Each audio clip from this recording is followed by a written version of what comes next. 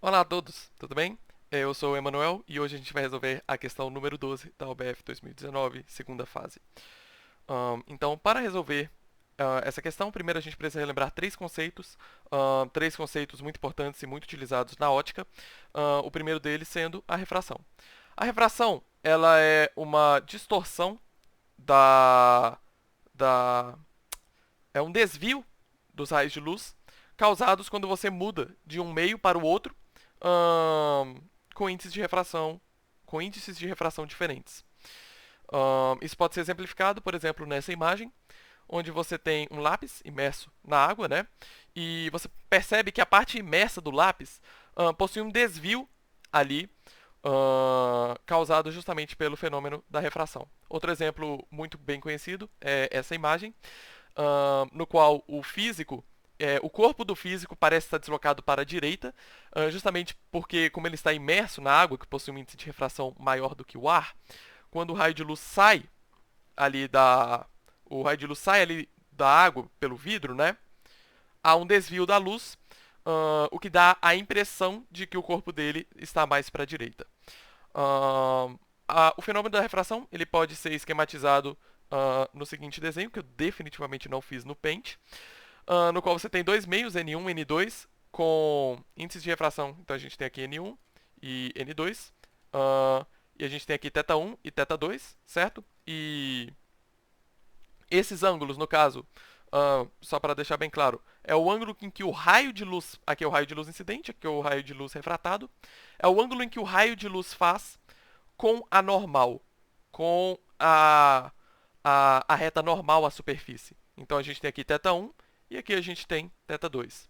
E aí a gente tem a lei de Snell, que relaciona os índices de refração e esses ângulos, e a lei de Snell diz que n1 vezes o seno do primeiro ângulo é igual ao n do segundo meio vezes o seno do ângulo do segundo meio.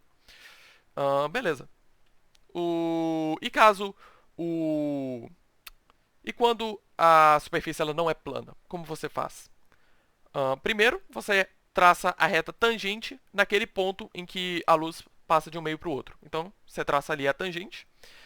A partir da tangente, você vai e traça a normal. E aí, você aplica a lei de Snell normalmente. Beleza? Então, só mais algumas ressalvas, né? Você tem aqui o primeiro ângulo, né? E o segundo ângulo. E o primeiro ângulo vai estar numa direção, o segundo ângulo vai estar em outra. E geralmente, voltando aqui à lei de Snell, né? Quanto maior for N1, no caso, quanto maior for N2, comparado a N1, quanto maior for N2, menor o θ2, porque um está multiplicado pelo outro e o produto dos dois precisa ser constante. Com isso em mente, a gente pode continuar. Traça tangente, traça normal, aplica a lei de Snell normalmente. Ótimo. O segundo conceito essencial que a gente vai utilizar é o teorema do ângulo externo. O teorema do ângulo externo ele fala o seguinte: uh, a gente tem essa imagem, certo? A gente tem esse triângulo e esse triângulo possui os três ângulos internos, né? Alfa, beta e gama. E ele possui um ângulo externo delta. Ótimo. O que acontece é o seguinte: pega aqui o ponto A, certo? O ponto A e esses ângulos. Você concorda que o ângulo delta, o ângulo externo, mais alfa, o ângulo interno, dá 180 graus, certo? Porque ele dá aqui, porque é uma linha reta. Então, se dá 180 graus, com isso eu posso colocar aqui, alfa mais delta é igual a π. Além disso, se você olhar o triângulo, a gente sabe que a soma dos lados dos triângulos, a soma dos três lados, né? Desculpa, a soma dos três ângulos, alfa mais beta mais gama, para qualquer triângulo, essa soma são 180 graus. Então, alfa mais beta mais gama é igual a π. Lembrando que π são 180 graus em radianos. A gente vai usar radianos bastante nesse vídeo porque o radiano possui algumas propriedades muito importantes, como por exemplo o, o comprimento do arco circular é igual à medida do ângulo em radianos vezes o raio. Basicamente, essa é a propriedade do radiano mais importante, que faz o radiano ele ser tão utilizado e ele ser preferível a ser mais utilizado e isso que faz com que ele seja utilizado aqui, ao invés de utilizar graus. Mas enfim, π são 180 graus em radianos, então tranquilo. E agora vem a questão chave aqui, que é a seguinte. Percebe que a gente tem aqui alfa, aqui a gente tem alfa, normal. Aqui a gente tem π, 180 graus, tanto faz. E aqui a gente tem π. Então percebe que delta e beta mais gama precisam ser iguais à mesma coisa? Faz sentido? Então, por causa disso, a gente tem no caso que delta é igual a beta mais gama. Ou seja, o ângulo externo, delta, vai ser igual à soma dos ângulos internos não adjacentes. Então, beta mais gama vai ser igual a delta. Esse teorema vai ser muito utilizado, então tenha ele em mente. A última coisa é a aproximação seno de x aproximadamente tangente de x, que é aproximadamente x. Essa terceira aproximação ela é extremamente importante. Ela pode ser feita sempre que você tem um ângulo pequeno e ela é utilizada constantemente na ótica. E vamos tentar entender um pouquinho qual é a origem dela, de onde que ela vem. Então, digamos que a gente tem aqui um círculo unitário para simplificar, né? E aí a gente tem aqui essas três medidas, então vamos entender cada uma delas. O raio é 1, então aqui, por isso que tem esse 1 aqui, tranquilo. Aqui o ângulo é x. E aqui que vai a parte importante. Como eu falei, o comprimento do setor circular, quando você usa radianos, o comprimento do setor circular vai ser igual ao ângulo vezes o raio. Só que nesse caso o raio é 1. Então, o comprimento aqui vai ser x. Entendeu? Por isso que eu estou usando radianos, por isso que eu vou usar ao longo de toda essa aula, porque essa propriedade facilita muito e essa aproximação aqui, ela só pode ser feita caso x esteja em radianos. Então, beleza. Seno de x. Por que isso daqui é seno de x? Porque se você lembrar, só que à toa, o seno é oposto. O que é? O seno de x, a gente tem um ângulo x aqui. Seno de x é o quê? Oposto sobre a hipotenusa. Então, se eu tenho o oposto dividido por 1, isso sendo igual ao seno de x, o oposto só pode ser igual a seno de x. Então, é por isso que a gente tem seno de x. Essa reta vale seno de x. E a gente tem aqui a tangente de x. Por que isso daqui é tangente de x? Porque é só que à toa, TOA, a tangente é o oposto, né, sobre o adjacente. Só que nesse caso, novamente, o adjacente é 1. Então, o oposto sobre 1 tem que ser igual a tangente de x, né, porque o ângulo é x. Logo, isso daqui é claramente, esse é seno de x, esse é tangente de x. Ótimo. Então, a gente tem os valores de seno de x e de tangente de x. O que a gente faz agora? Então, beleza. Isso vai valer para qualquer valor de x. No caso, a gente vai se restringir aqui ao primeiro quadrante, só para simplificar, para que todos os valores sejam positivos, etc e tal. Beleza. O que acontece se eu for diminuindo o valor de x? Percebe, olha só. Eu diminui um pouquinho, tá, beleza. Diminuir mais um pouco. Percebe o quanto que o valor de seno de x e de tangente de x estão próximos? E o quanto que esses valores estão próximos do valor de x. O valor de x está ali no meio, né? Quase que uma reta. Não é uma reta, é um arco. Mas é quase que uma reta ali também espremidinha entre os dois. Eles têm quase o mesmo valor. E olha, se eu deixar um ângulo ainda menor. Aqui é difícil de ver, vamos dar um zoom aqui. Olha só. O valor de seno de x, tangente de x e x estão extremamente perto um do outro. Entendeu? E é por causa disso que a gente faz essa aproximação. Também tem outros argumentos. Vamos olhar isso sobre um outro ponto de vista. Então, voltando ao cenário original, a gente tem aqui x, seno de x, tangente de x. Vamos ver a área desse triângulo verde aqui. A área dele vai ser o quê? Meio da base. A base ali, se você perceber, a base é igual ao raio, né? Aqui a base é igual ao raio, que é igual a 1. Certo? Então a gente tem aqui... Opa! A gente tem aqui o raio, que é igual a 1. Então, 1 meio vezes a base vezes a altura. Isso vai ser o quê? 1 meio de 1 vezes seno de x. Simplificando, meio seno de x. Ótimo. Percebe que o setor circular ele é igual a isso daqui, né? Ele tem mais esse trechinho. Logo, esse valor vai ser menor do que a área do setor circular em azul. Qual é a área do setor circular? Bem, você pode pensar nisso como sendo uma fatia de pizza, né? Então, se o total é π raio ao quadrado, a porcentagem da pizza que eu estou comendo vai ser esse ângulo x dividido pelo 360 graus, que em radianos é 2π. Logo, a área dele vai ser x sobre 2π vezes π raio ao quadrado. Então, a gente tem isso. A gente pode cortar o π, a gente simplifica. A gente tem x sobre 2.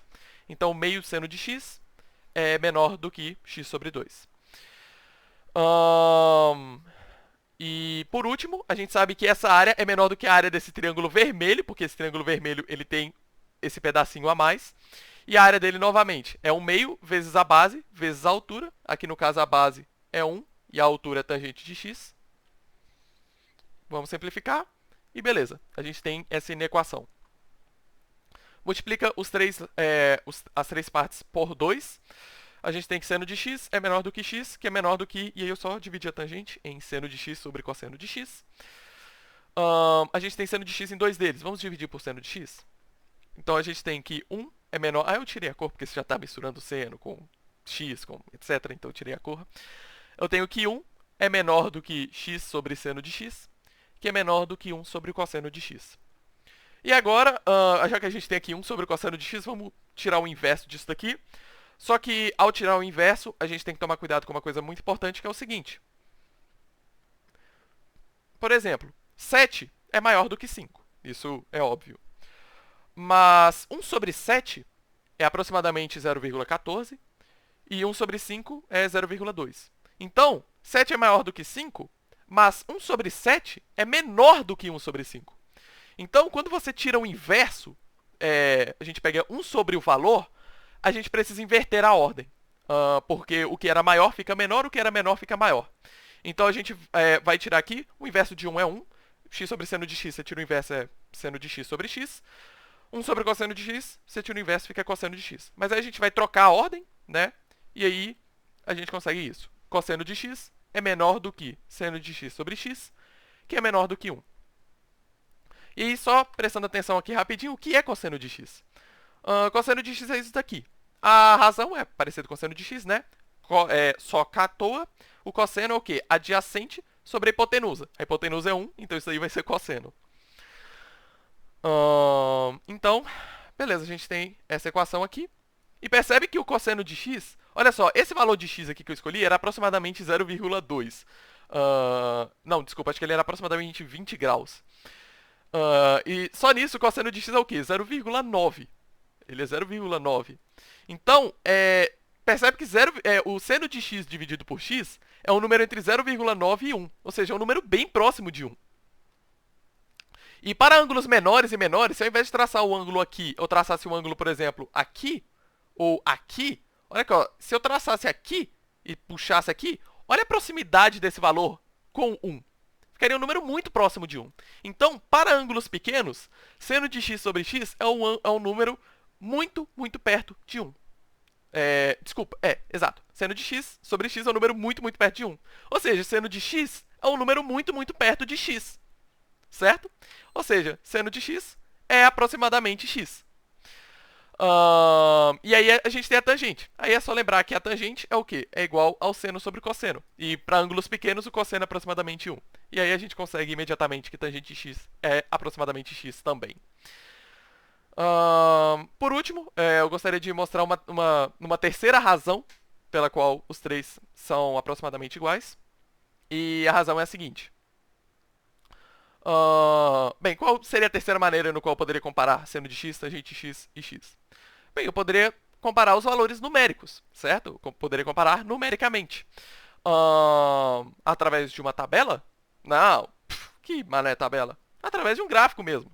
Então, olha aqui, a gente tem o gráfico de seno de x e de tangente de x, certo? Novamente, x em radianos. Beleza, a gente percebe aqui que o seno tem a sua forma característica, né? A curvinha de onda. X não tem função mais trivial do que y igual a x, é só uma reta. E tangente x forma essas curvas muito legais. Eu gosto bastante do formato de tangente x, eu acho bem bacana. Mas enfim. Se a gente pegar aqui valores próximos.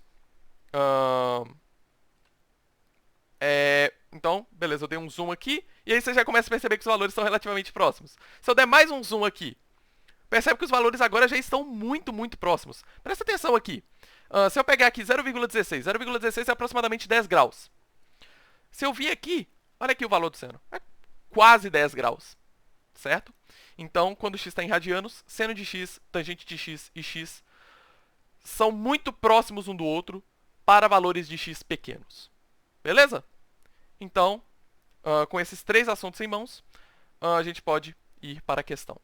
A questão é a seguinte. Pequenas bolinhas de vidro maciço, de índice de refração NV igual a 1,30, são brinquedos tradicionais em muitas regiões do Brasil. Dependendo da região em que se vive, são conhecidas como bolas de gude, politas, balebas, etc. Vamos só, aqui ele já deu o NV, né, o índice de refração 1,30. Vamos deixar ali em cima, NV igual a 1,30, só para a gente não esquecer. Considere uma bolinha de vidro transparente de 20 mm de diâmetro, vamos colocar ali em cima, na qual, durante sua fabricação, ficaram aprisionadas duas minúsculas bolhas de ar.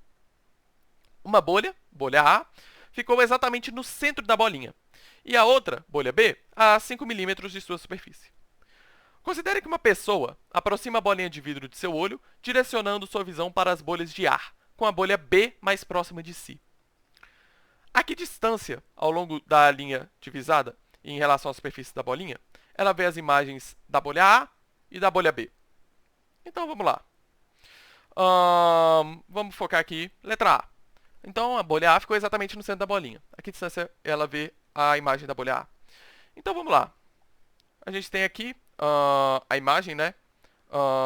Isso aqui seria, no caso, a simulação da bolinha de gude. A gente tem uma esfera perfeita. E a bolha está ali no ponto 1, que é o centro da bolinha. Aqui eu coloquei a bolinha de raio 2, diâmetro 2, porque 20 mm de diâmetro, só para fazer um paralelo. Eu não coloquei o círculo centrado, porque a ideia minha é que meio que você tem aqui aqui que está o olho do cara, tá ligado?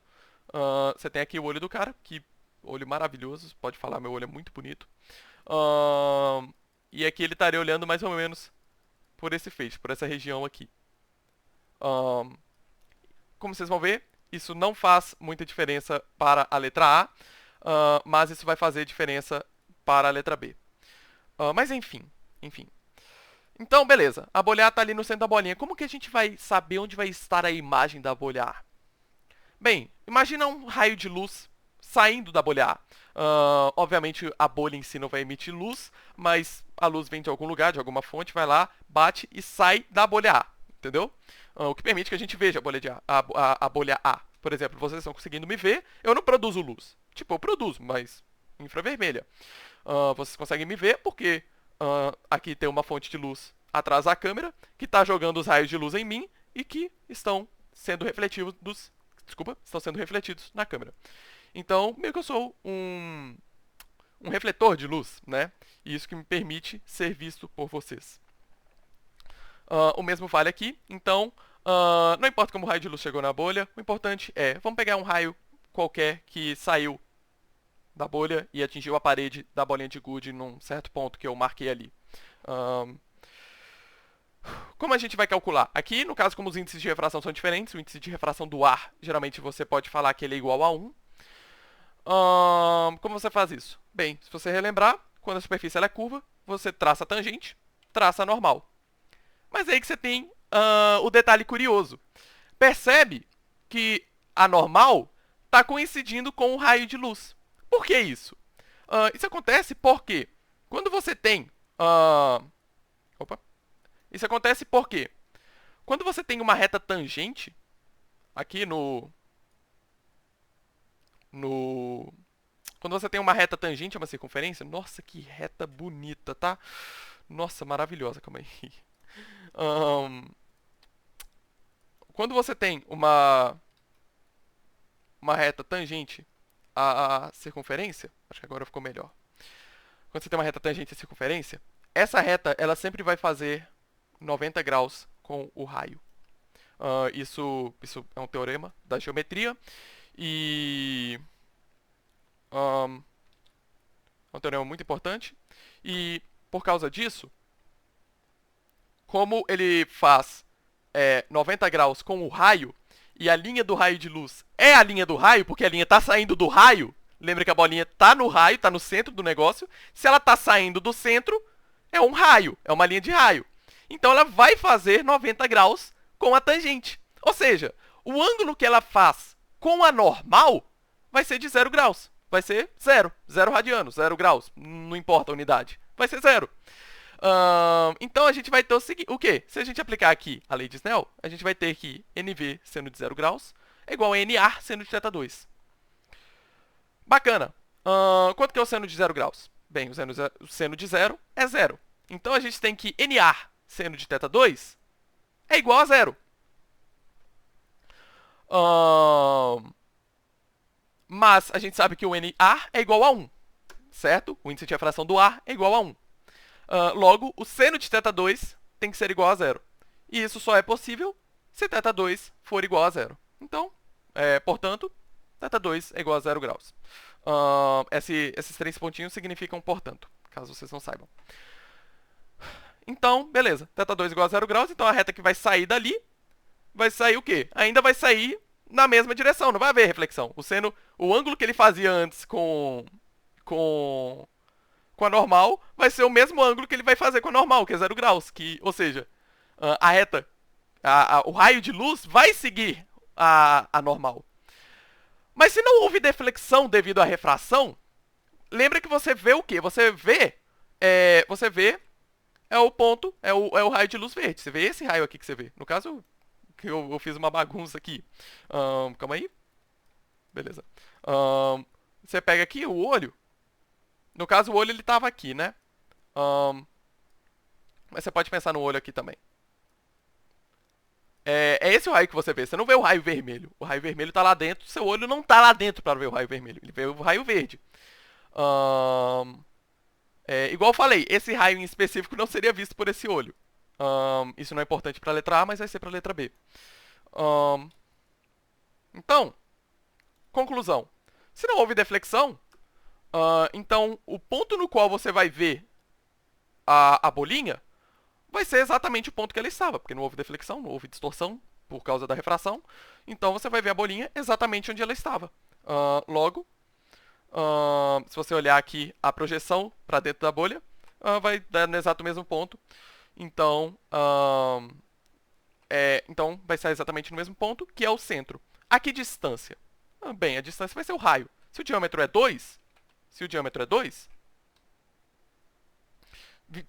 diâmetro são 20 milímetros, então a distância vai ser 10 milímetros.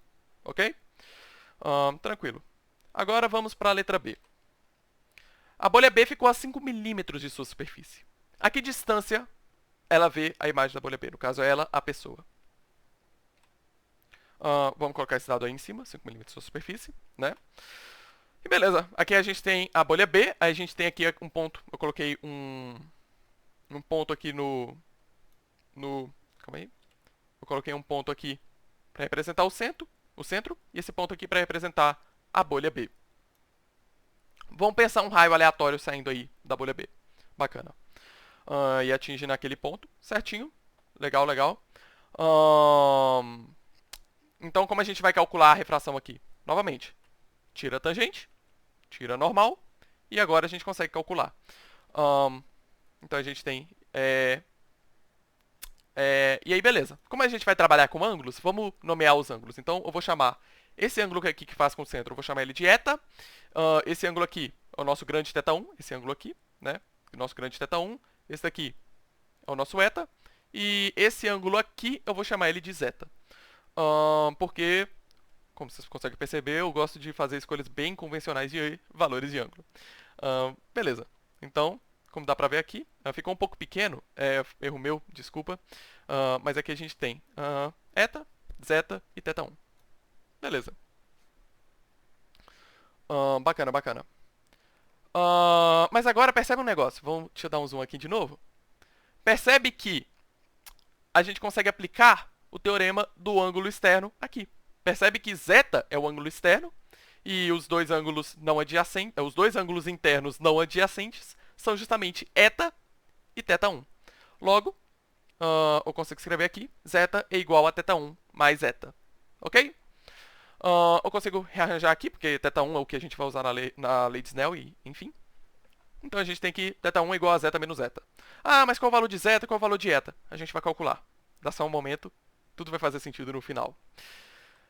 Beleza, a gente traça aí a segunda reta, a gente tem um θ2, bacana. No caso, desculpa, realmente ficou pequeno aqui os valores aqui, né? Desculpa, isso aqui é θ2. Então a gente, vamos lá, aplica a lei de Snell. NV seno de θ1 igual a NA seno de θ2. NA é igual a 1. Vamos isolar seno de θ2, porque a gente já tem uma fórmula para θ1. Então, agora a gente só precisa de uma fórmula para θ2. Então, seno de θ2 é igual ao quê? NV sobre NA vezes o seno de θ1. Certo? Beleza. Agora vamos discutir um pouco sobre... a gente tem essa fórmula. Uma coisa que a gente consegue fazer é duas coisas, na verdade. A primeira é a gente tem isso daqui. Opa, calma aí que... Não sei o que deu aqui, não. Desculpa. Eu tenho aqui NV sobre NA, né? A gente pode falar que isso daqui é igual a N, ok? Esse daqui seria, no caso, o índice de refração relativo, que mostra literalmente a razão entre os dois índices de refração. Aqui é imediatamente notável, aqui é bem fácil de perceber por que o índice de refração relativo é importante, né? Com isso eu consigo simplificar a lei de Snell. Mas, em termos práticos, isso não vai mudar nada, porque NA é igual a 1. A gente geralmente considera que NA é aproximadamente 1. Então, esse índice de refração relativo, ele vai ser igual a NV mesmo, ele vai ser igual a 1,3. Não tem segredo aqui. Ótimo. Então, e a segunda coisa é, igual eu tinha falado, o olho do observador está onde? Ele está mais ou menos aqui, ó. Lembra? E aí ele vai observar o quê? Por esse ângulo. Então percebe que ele só vai enxergar raios de luz que saírem mais ou menos daqui. Tá vendo? Mais ou menos daqui. Ou seja, ele só vai enxergar raios de luz que estão saindo aqui a ângulos bem pequenos. Ângulos bem pequenos. E com isso a gente consegue fazer a aproximação de que seno de θ2 é aproximadamente θ2, seno de θ1 é aproximadamente θ1. Então, só apagar aqui, rapidinho. Perfeito. Então, beleza, a gente consegue colocar aqui θ2. Então, a gente, simplificando tudo, a gente tem que θ2 é aproximadamente n vezes θ1. Ótimo. Então, a gente tem essa fórmula bem mais simples. Mas a gente já sabe o valor de θ1, né? No caso, sabe entre aspas, a gente sabe que θ1 é zeta menos eta. Então, a gente pode jogar ali embaixo. E a gente tem, então, que θ2 é igual a n vezes zeta menos eta.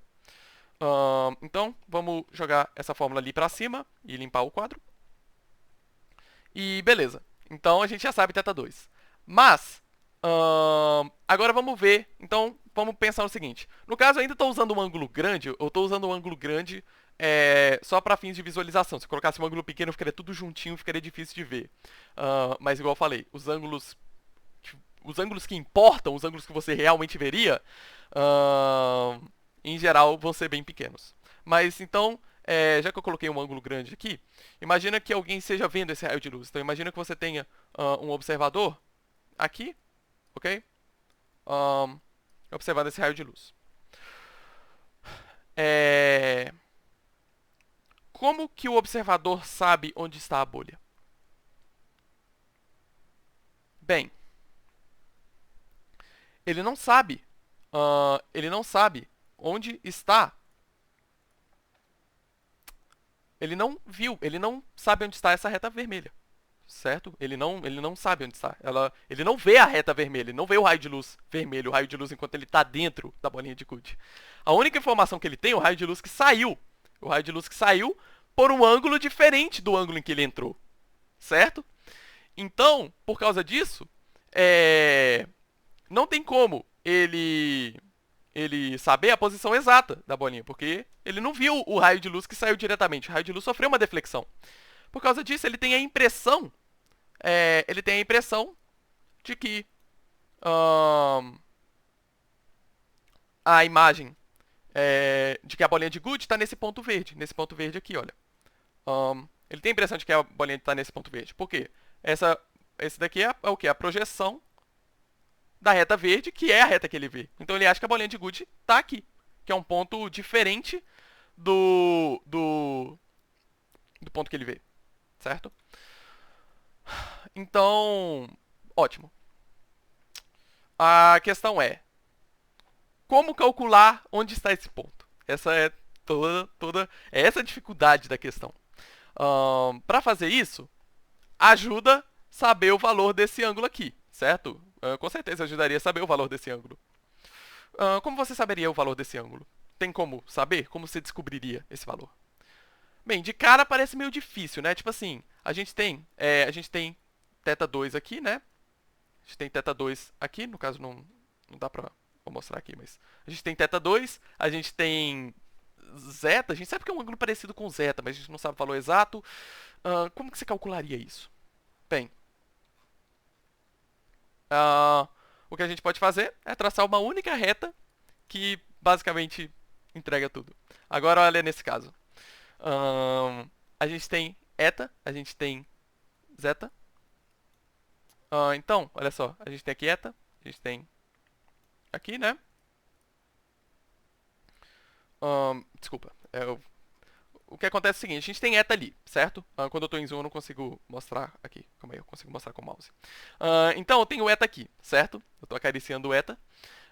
Como essas duas são retas paralelas, cortadas por uma transversal, se esse ângulo aqui é eta, esse ângulo aqui vale quanto? Bem, eles são ângulos correspondentes, então isso vale eta. Então aqui eu tenho eta, e aqui eu tenho θ2, então isso aqui eu tenho θ2 mais eta.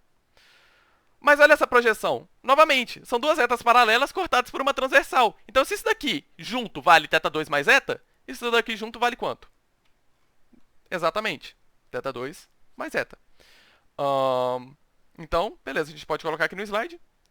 Eu chamei esse ângulo de xi, porque eu gosto de letras gregas esquisitas.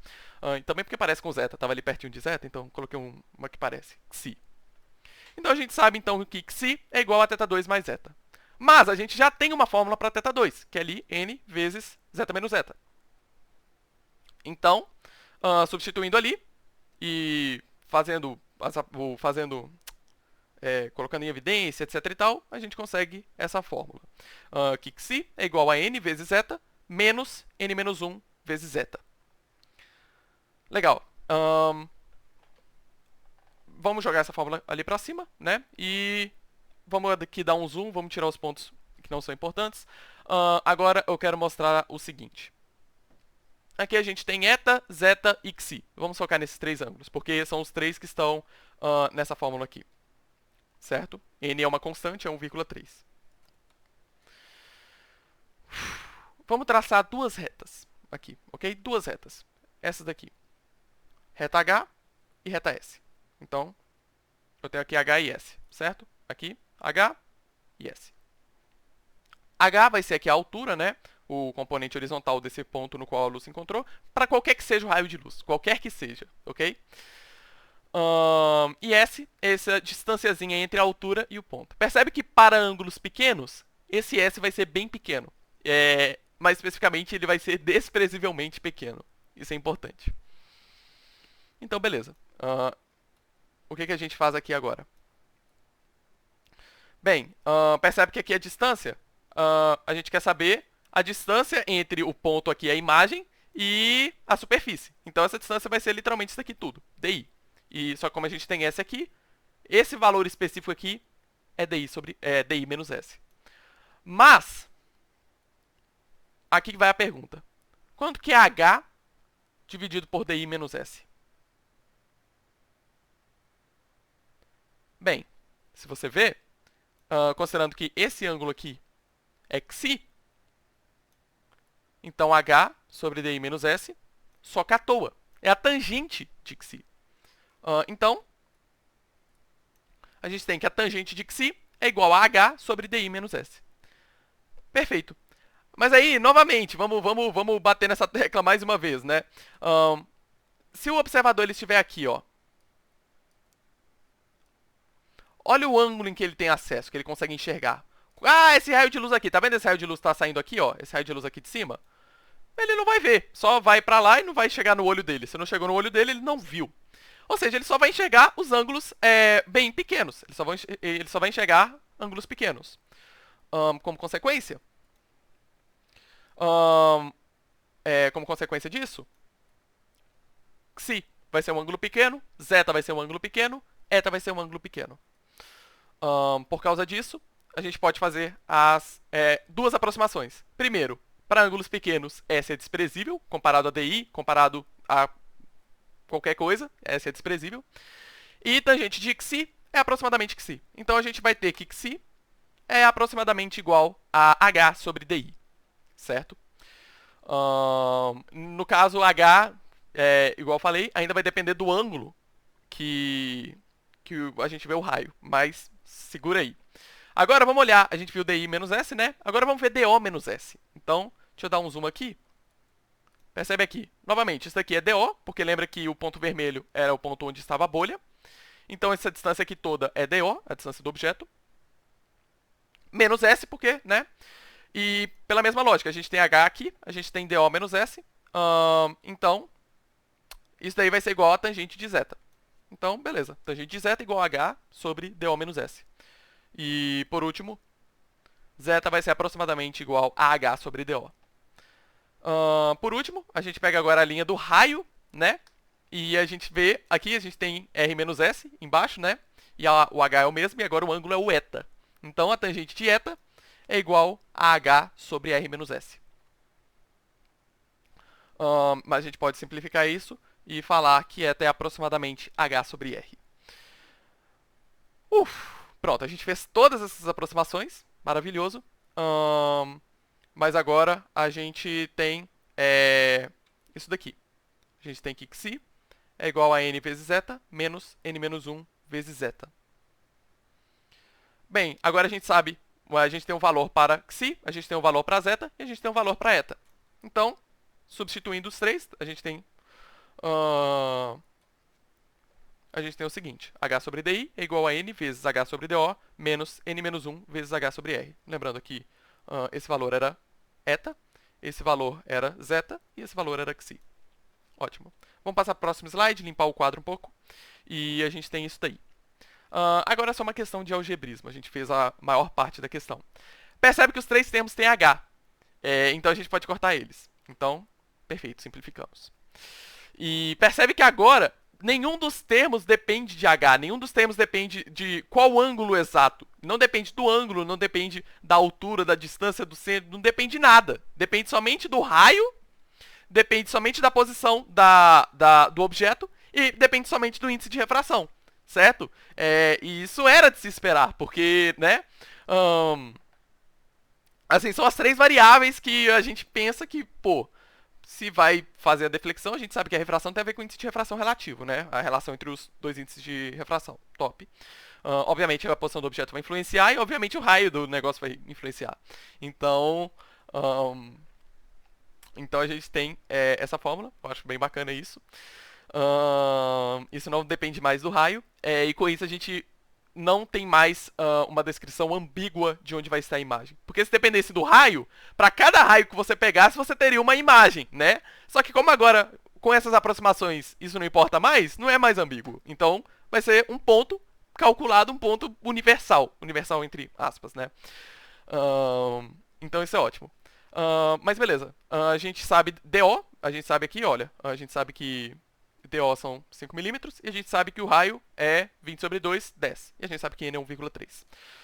Então, maravilhoso. Então a gente só precisa saber DI, que é o que a questão pede. Já que a gente tem 1 sobre DI, eu quero tirar o inverso disso. Para isso, primeiro eu multiplico o cruzado. Então a gente tem isso daí.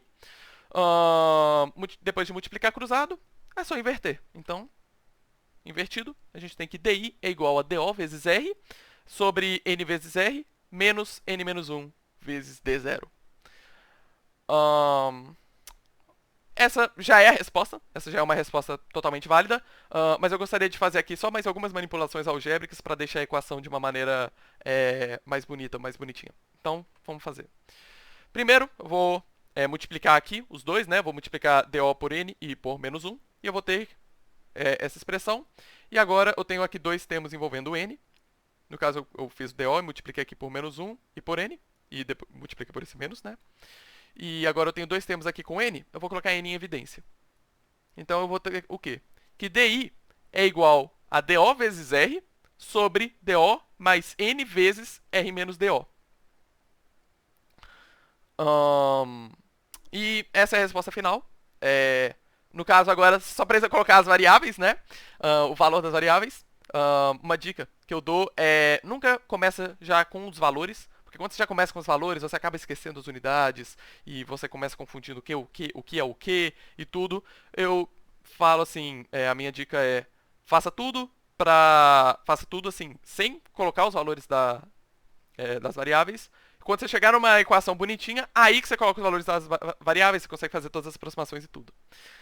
Uma última coisa que eu gostaria de falar dessa expressão é duas razões pela qual, tipo assim, dois casos particulares dessa expressão são: primeiro, n igual a 1. Lembra que n é a razão entre os índices de refração, né? Como n é a razão entre os índices de refração, no caso, o índice de refração de dentro sobre o de fora. Caso o de dentro seja igual ao de fora, o que faria n ser igual a 1, a gente não deveria ver deflexão, certo? Era o de se esperar. Então, mas essa fórmula já faz isso. Porque se n for igual a 1, eu vou ter o quê? Eu vou ter... o que eu vou ter? Eu vou ter o seguinte. Opa, só um segundo. Eu vou ter o quê? DO, certo? Mais R menos DO, certo? Então, aqui os DOs cortariam. E eu teria o quê? N igual a 1, né? Então eu teria DO vezes R sobre R. Então, cortando aqui, eu teria que isso é igual a DO. O que era de se esperar? Não sofreu deflexão. Então, essa fórmula já concorda nesse aspecto. O que mais? Só apagar aqui rapidinho. Agora vamos para o caso da letra A. E se e se estivesse no centro? Então, DO igual a R. Bem, nesse caso, R menos DO vai ser igual a zero. Então, eu posso cortar isso aqui tudo. Posso... não rasurem desse jeito na prova, pelo amor de Deus. Eu vou ter DO vezes R sobre DO. Corta aqui, corta aqui. Isso vai ser igual a R. E lembrando, DO já era igual a R.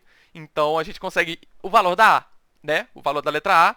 Então, você percebe que o A é só um caso particular dessa fórmula. O que é ótimo. Então, beleza. Novamente, só apagar aqui rapidinho. Então, beleza. Agora é só substituir os valores, né? N é 1,3, o raio é 10 e 5 milímetros da superfície, então DO é 5. Então a gente coloca isso daí. DI é igual a 5 vezes 10 sobre 5 mais 1,3 vezes 10 menos 5. 10 menos 5 é igual a 5, beleza? Vou multiplicar o 5 por 1,3. Vamos sempre prestar atenção nos algarismos significativos. 10 menos 5, 5, só com dois algarismos significativos. Vou multiplicar por 1,3. E o 5 vezes 10 eu também multipliquei e já deu 50. Então, 6,5. Somos 2 algarismos significativos, né? 50 sobre 11,5. 3 algarismos significativos, a gente tem 4,35 milímetros aproximadamente. E essa é a resposta final. Essa é a posição aparente da bolha P, certo? Agora, por último, eu gostaria de mostrar uma simulação que eu fiz no GeoGebra de toda essa situação, com a bolha, com a bolinha de gude, com a bolha, com os raios de luz saindo. E eu acho que isso vai ser legal. A gente já tem essa fórmula, né? Mas eu gostaria de mostrar como que isso seria em uma simulação. Então, a gente vai aqui agora passar para o GeoGebra, onde a simulação vai estar disponível. Beleza, voltamos. E esta aqui é a minha simulação. E é o seguinte, a gente tem aqui, novamente, a gente tem essa aqui é a bolinha, certo? Eu consigo alterar o valor depois. Esse n aqui é o índice de refração relativo. S é simplesmente uma variável que descreve onde que o raio de luz está saindo. É só um valor contínuo para descrever todos os possíveis pontos. E aqui é o centro, ok? Então aqui a gente tem, no caso, a normal, né? A tangente eu escondi, eu achei que não valia colocar, mas isso aqui, eu só coloquei aqui, essa reta semi-transparente, né? É a normal. E aí é o seguinte, o ponto vermelho, né, é a bolha, o raio de luz sai aqui, aí ele sofre a refração, e aí eu só peguei no caso esse, calma aí, só tirar o...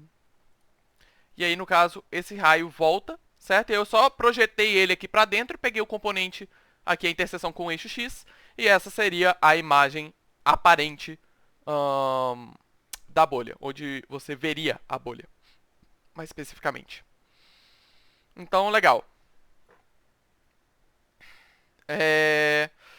Agora a pergunta é: e se a gente fizesse isso para todos os raios de luz? Bem, são infinitos raios, então meio que não dá pra fazer isso para infinitos raios, mas dá pra fazer para uma quantidade grande. E eu só gostaria que vocês apreciassem essa animação. No caso, o GeoGebra dá umas falhinhas, não acontece, mas... a gente tem essa beleza, que eu tenho certeza que vai ser copiada e postada em algum site aleatório no Facebook. Acontece a vida. Nada se cria, tudo se copia, mas acontece. A gente tem essa maravilha, né, dessa simulação. Você consegue ver que para ângulos aqui mais ou menos no meio, dá pra você perceber uma quebrinha. Não sei se vocês conseguem ver meu mouse aqui embaixo. É aqui mais ou menos no sul da bolinha. Aqui a deflexão ela é notável. Ela é notável. Dá pra perceber aqui, né? Em pontos aqui mais perto, a deflexão até que não é tão grande assim. Mas eu acho que assim, só essa... Só... Só isso daqui já é incrível. Só isso daqui eu já acho maravilhoso. Todos os raios saindo aqui, né? E isso defletindo. No caso aqui, a mancha ficou mais pra cá, porque na verdade eu não tô pegando todos os ângulos baseado nesse ponto alto. Tô pegando todos os pontos baseados no centro. Mas o resultado é o mesmo. Você consegue ver vários pontos e ter uma noção boa de como fica a orientação de tudo. Mas... beleza. Agora eu gostaria de mostrar algumas coisas. Deixa eu só retirar aqui, desabilitar o traço deles. Opa. Ótimo. Beleza. Eu só gostaria de mostrar algumas coisas. Lembrando, esse ponto D é a imagem, certo? A imagem, e aqui vai, no caso seria a distância da imagem. E agora, presta atenção no seguinte, deixa eu dar mais um zoom aqui. Se eu pegar o valor aqui de S e eu colocar, para que ele só fique nessa região, porque lembra que o olho está onde? O olho está aqui. Lembra? O olho estava nessa região. Ele está com o olho nessa direção. Pode reler o enunciado. Então, eu estou vendo os raios que só estão saindo nessa direção, mais ou menos, tá vendo? Olha, se o olho está aqui, pega, por exemplo, esses dois quadrados, esse raio já está fora. Entendeu? Então, são só raios bem próximos aqui, ó, que vão pegar. Mas percebe o seguinte, para esses ângulos pequenos, presta atenção onde está a imagem. Aqui é a imagem aqui. Essa é a imagem, lembra? Olha onde ela está. Percebe que ela quase não se mexe? Ela se mexe um pouquinho quando você começa a desviar mais. Mas ela se mexe quase nada, ela se mexe muito pouco. Aqui, para ângulos pequenos. Ela quase não se mexe. Em comparação, se eu pegar um ângulo maior aqui, ó, e eu mexer, aí ele mexe bastante. Aí você consegue ver o tanto que ele mexe, né? Se eu pegar aqui e mexer aqui, o tanto que ele mexe, dá pra notar. Mas se eu venho aqui, ó, parece quase que não mexe. Nem parece que mexe, olha só, aqui. Assim, mexe, mas mexe bem pouco. Isso é justamente devido a todas as aproximações que a gente fez, entendeu? Isso é uma coisa que você tem que levar para sua vida quando você for fazer uma questão de ótica. Aproximações. Saiba usá-las, use-as, mas saiba usá-las. Cuidado para não fazer uma aproximação errada. Porque quer ver? Se eu for aqui no outro extremo, percebe que se eu mexer aqui, ó, o ponto também quase não mexe? Aqui, ó, o ponto quase não tá mexendo. Por quê? Aqui a gente consegue fazer quase que as mesmas aproximações. Eu vou deixar isso de exercício, né, pro espectador, pro telespectador, calcular a posição da imagem caso você esteja no ponto oposto. Vou deixar isso de exercício pro telespectador. Mas a linha de raciocínio é a mesma. Mas olha aqui que nesse ponto, a que a gente tem aqui. No caso, eu não consigo passar de um pro outro, porque, enfim, deixa eu voltar aqui do outro lado. Mesma coisa, olha só, quase não mexe. Então, você tem que saber usar as aproximações. Se você estivesse olhando, por exemplo, aqui de baixo, aí você não daria pra usar as aproximações, olha só. O desvio que dá. Aqui não teria uma imagem, uma posição exata da imagem. Então, mas caso você faça as aproximações, perceba aqui que as aproximações elas realmente não estão muito longe. Se eu usar as aproximações, eu coloquei aqui um ponto que descreve exatamente o valor que a gente conseguiu. Beleza. Olha aqui, esse ponto D é o valor calculado usando aquelas equações, né? No caso aqui, enfim, deu pra ver aqui, O sobre... Aqui, O sobre O mais N, 1 sobre O. Nesse caso aqui, O seria DO sobre R, ok? Só que R é 1, então, enfim. Então, olha aqui. O quão próximo ele está no ponto D. Entendeu? Se eu pegar esses ângulos pequenos, realmente, a impressão de que vai estar no ponto D. Não vai haver um deslocamento. Mas o interessante é como, à medida que você muda, a posição muda. É interessante que você pegasse essa bolinha de gude e você fosse mexendo, além da rotação que você já está aplicando a bolinha de gude, você veria a rotação, um movimento adicional da bolha. Justamente, você teria essa impressão de que a bolha está mexendo, no caso, não só girando igual você está girando a bolinha de gude, mas seria uma rotação a mais, justamente que a posição em que você está vendo a bolinha de gude, a bolha, né, da bolinha de gude, influencia drasticamente sua posição. Pelo menos desse daqui. Quando você está olhando aqui, não influencia muito. Tanto você está olhando aqui, também não influencia muito. Mas aqui, né? E legal. E... beleza? Antes de fechar o vídeo, mais uma última coisa. Agora é a última coisa mesmo. O vídeo já tá ficando muito longo. Que é o seguinte. Imagina agora que a gente esteja num ângulo intermediário. Foi o único caso que a gente não tratou. Se ele seja num ângulo intermediário que você percebe que tem uma variação grande. A minha pergunta é... a imagem vai estar no eixo X? Vai estar? Sim ou não? Pergunta difícil, né? Porque ela estaria, né? Agora, assim, quando a gente estava aqui, tá certo que o olho a gente estava olhando um negócio próximo aqui do eixo X, mas aqui estaria? Bom, acho que não, né? E realmente ela não estaria. Mas se ela não estaria, onde ela estaria? No caso, eu tenho um ponto F também, eu completamente esqueci do ponto F. É aquele ponto que ele aproxima aqui. Eu dei spoiler aqui da equação, mas acontece. É um ponto que se aproxima aqui, enfim. Voltando aqui. Tá, se ele não está no eixo X. Onde ele está? Aqui, ele está nessa região. Claro, é óbvio que ele está nessa região, mas onde exatamente? Bem, o que eu fiz foi o seguinte. Eu defini aqui um delta, né? Um delta. Aqui, deixa eu aumentar um pouquinho o delta. Enfim. Eu tracei aqui uma reta, ok? Eu tracei uma... Só um segundo. Só achar aqui rapidinho. Eu tracei aqui uma reta. Percebe que essa reta não é exatamente a mesma. É um pouquinho antes. E essa reta, no caso... deixa eu tirar o nome dela rapidinho. Erro meu. E eu tenho essa reta, certo? E aí essa reta ela vai ter uma refração. Ok? Calma aí. Certo? E aí esse daqui vai ser a refração. Percebe que se eu mudar S aqui, ele vai acompanhar. E a ideia é a seguinte. Imagina que eu tenho um olho aqui. Você concorda que ele vai ver todos os raios de luz entre esses dois? Então, como que seu olho sabe a profundidade? Ele não olha um raio de luz, ele olha mais de um. Ele olha vários. E aí, você pega esses dois raios de luz, qual é a interseção deles? Qual é a interseção? Olha só. Calma aí. Calma aí, eu esqueci. Qual é a equação? Desculpa.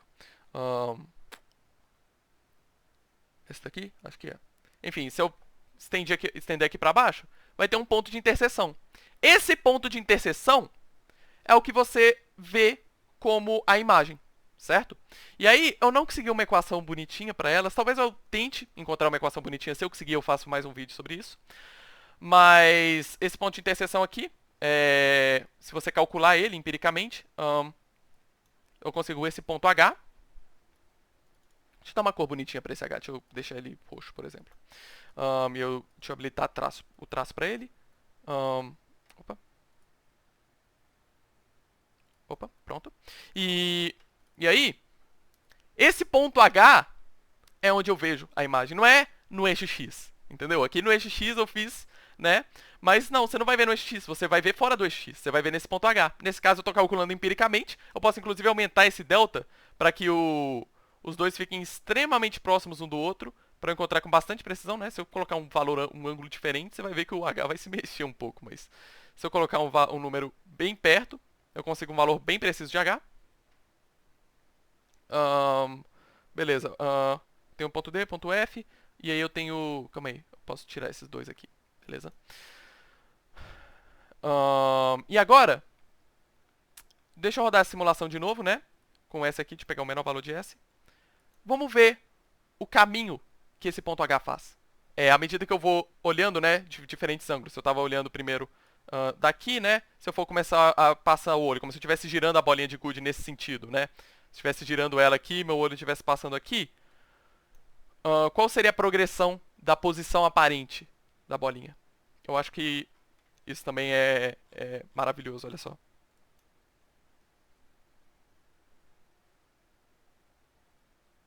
Olha o formato que se faz aqui.